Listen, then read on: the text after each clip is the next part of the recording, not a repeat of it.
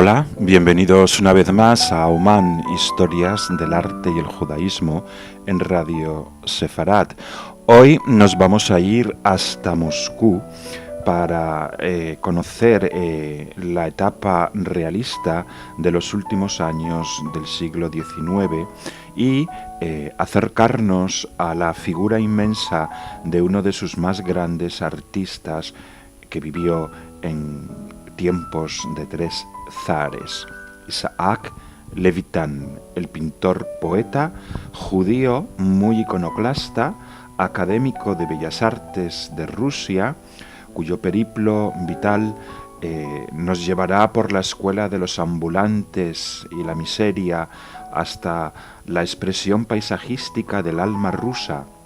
el realismo psicológico, el tifus, la amistad con Chekhov y una muerte tempranísima, cuando acaban de comenzar las vanguardias del siglo XX y cuya última obra, incluso inconclusa, ya fluye una belleza impresionista.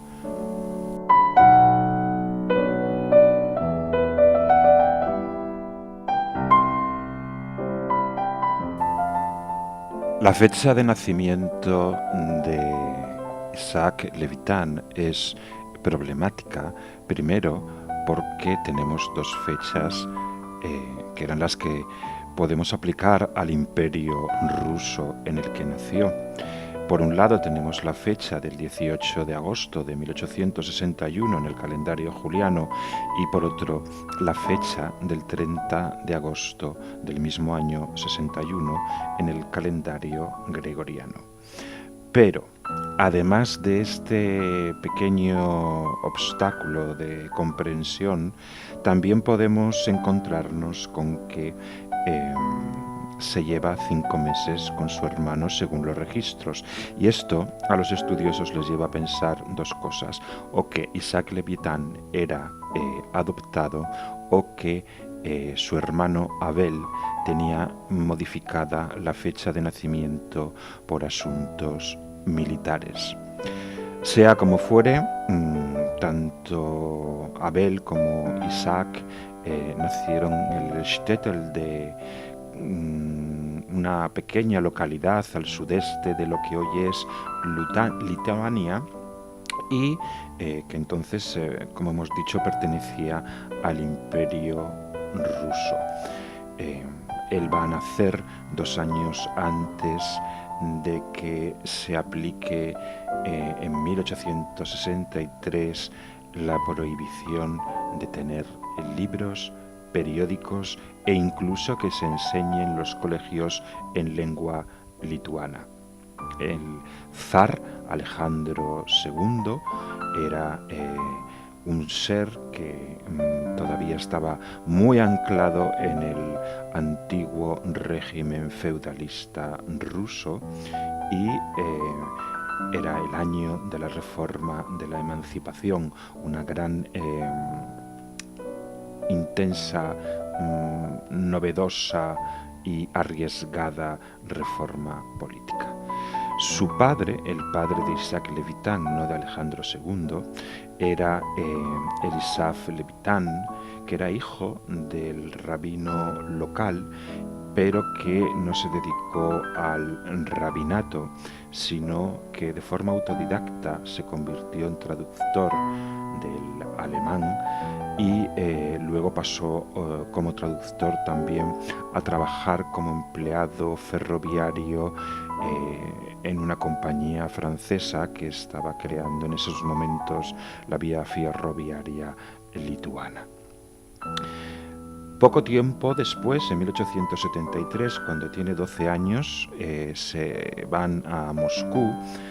porque el padre es consciente de que es el único sitio donde sus hijos van a poder tener una buena educación y por tanto un buen futuro, y matricula a los dos en la Escuela de Pintura y Escultura y Arquitectura de Rusia. Allí es educado por profesores de la pintura paisajística rusa, del realismo crítico, los que formarían el grupo de los ambulantes, los Perevetzniki, quienes fueron una especie de revolución estético-pictórica que llevaban los cuadros a aldeas remotas del Imperio ruso, ganándose la admiración de grandes masas de gente campesina inculta que de otra forma no podía acceder a los museos moscovitas y sanpetersburgueses. Ellos estuvieron pintando estremecedoras estampas del realismo social en las infames condiciones laborales del campesinado ruso, que entonces, como es de suponer, a nosotros nos espantarían. Esto está ocurriendo en un momento de la segunda mitad del siglo XIX, en el cual la pintura académica imperial está congelada, y nunca mejor dicho, en corsés y convencionalismos de anacrónicos temas históricos y mitológicos, pero que, aunque tienen un altísimo valor técnico y de no pequeño valor pictórico, ya tienen escaso valor artístico, no tienen nada que decir. Así que en 1863 un grupo de 13 artistas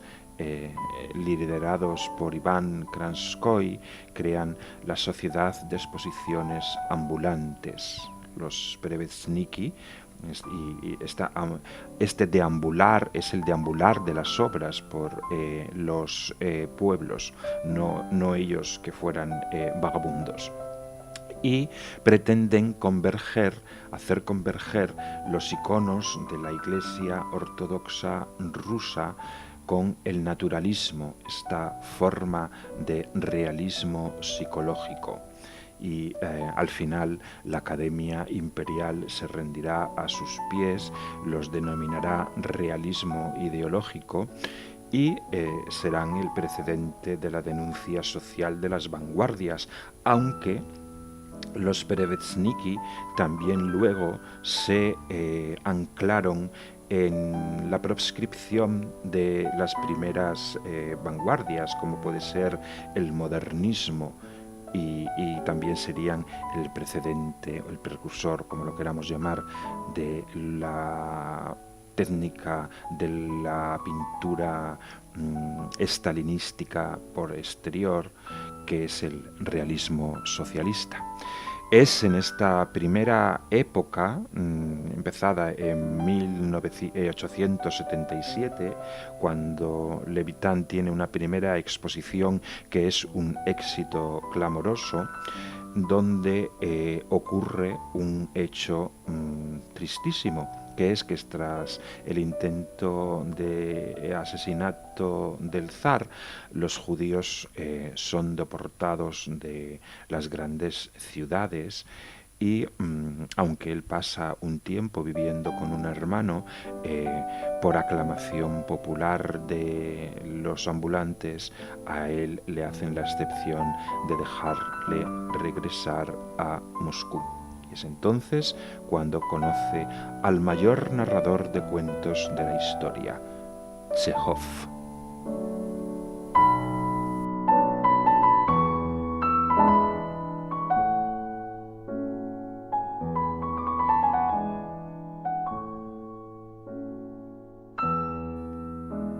La amistad entre Levitan y Chejov se produce cuando regresa a Moscú y ha pintado el cuadro titulado Vladimirka, que representa el lúgubre camino de los deportados a Siberia por el zar. Y esta amistad con Chejov y con su hermano y con el resto de la familia irá creciendo hasta un punto culmen de crisis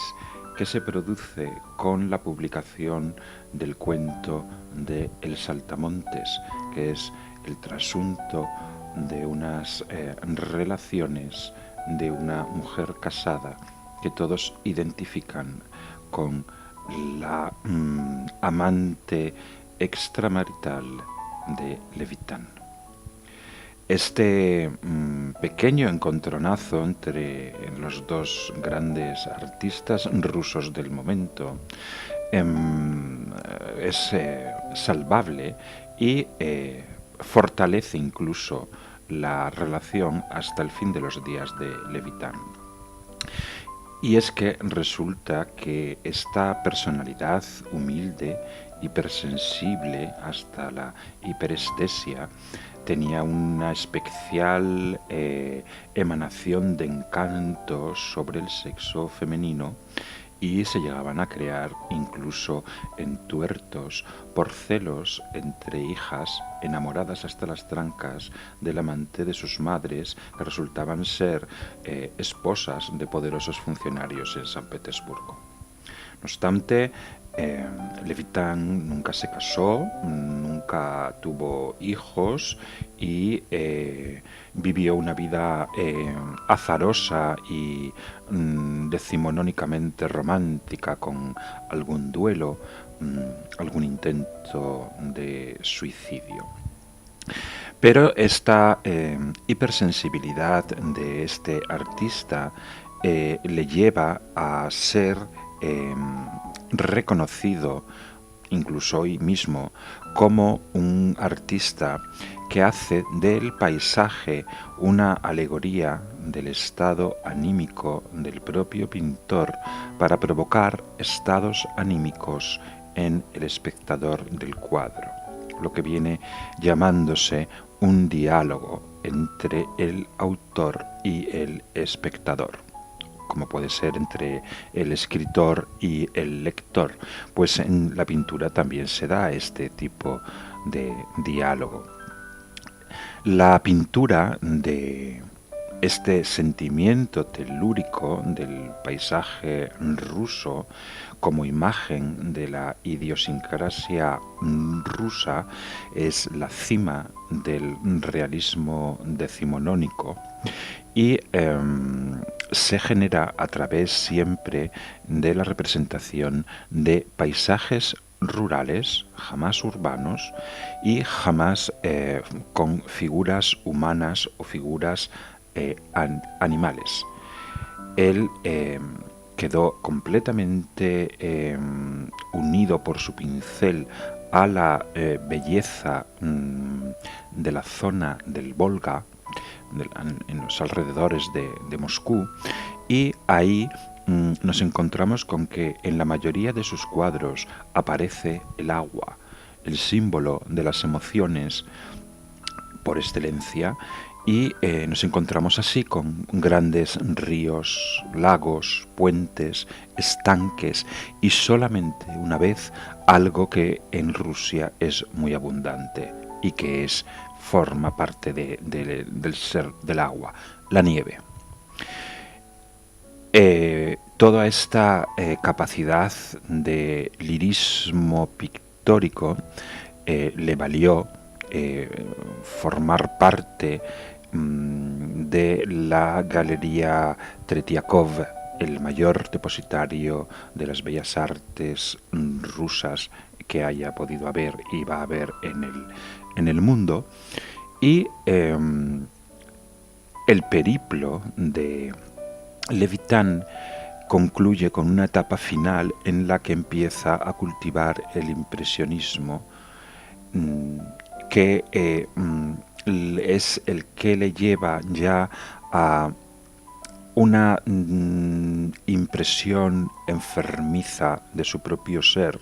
porque él durante su vida contrae el tifus en 2 ocasiones y además eso le provoca problemas de corazón, y pasará el último año de su vida en Crimea junto a su gran amigo Chejov, pintando una obra que quedó inconclusa, pero que incluso inconclusa emana una belleza impresionista impresionante. Él murió el 4 de agosto del año de 1900, habiendo pintado más de 1000 grandes cuadros y en su honor el planeta menor 3566 Levitán lleva su nombre, descubierto por una astrónoma rusa en 1979. En Tel Aviv se le dedicó una calle. Además, en Israel hay bastantes cuadros suyos de emigrantes judíos rusos, cuando en el resto del mundo prácticamente nadie se hacía eco de este realismo psicológico, naturalista, maravilloso, telúrico, en que las sutiles gradaciones de la luz solar se mezclan con finas capas de color en la penumbra, generando unos magníficos reflejos fluviales como espejos luminosos del alma rusa en sí misma, ni más ni menos. De hecho, en los años 80, los manuales de literatura en Rusia llevaban como portada El monasterio silencioso, una obra de 1890 que en Rusia es tomada como encarnación lírica del espíritu ruso, ni más ni menos. Isaac Levitan en Auman, Historias del arte y el judaísmo. En el próximo programa, como siempre, una historia distinta.